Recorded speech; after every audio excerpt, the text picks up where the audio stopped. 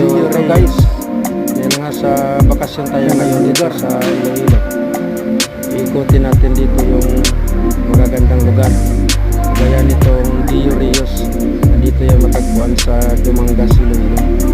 So, habang nagbabakasyon tayo guys, pupunta tayo sa mga magagandang lugar, magagandang kainan. Kasama itong mga pamilya na matagal nang hindi nagkita-kita. Kaya every moment, every may pagkakataon na makakasama natin sila, pagkakataon na pwede tayong magbanding-banding.